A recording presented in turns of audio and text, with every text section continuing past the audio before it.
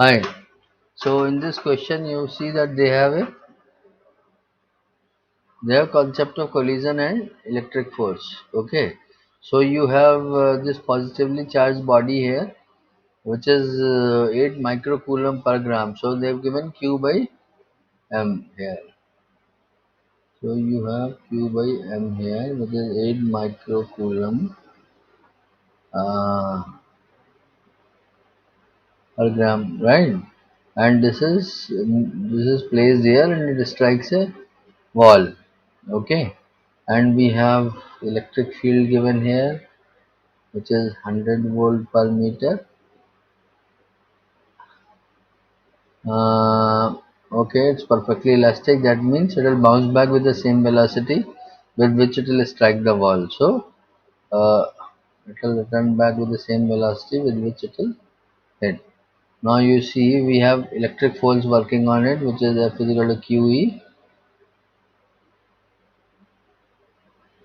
So acceleration is going to be QE over M, right? And we have the distance. The wall is at 10 centimeters, right? So we have S is equal to 0.1 meter. Now we have acceleration, and what we want to find out is how much time will it take for it to reach this point, and how much time will it take for it to reach back. See, what happens is the electric force will push the body in this direction and it attains certain kinetic energy by the time it reaches the wall. Then the wall pushes it back and then it loses kinetic energy as it moves leftwards and it will end up at the same point. So some kind of oscillation will start happening here. We have to find the time period.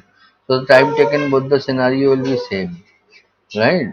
So we will use the formula S is equal to ut plus half a t square. So t square is equal to u is 0 here, right? So t square is going to be 2s over a, and time period of the oscillation will be 2t. That is 2s over a. Now what is s? What is a? We have s is 2.0.1 over,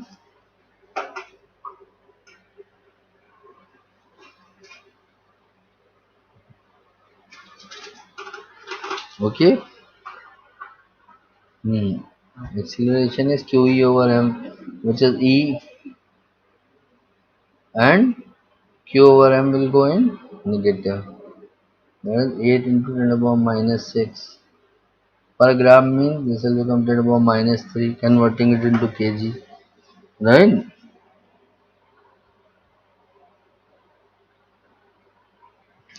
So t, this overall this works out to t is equal to 1 second. You do the numbers yourself.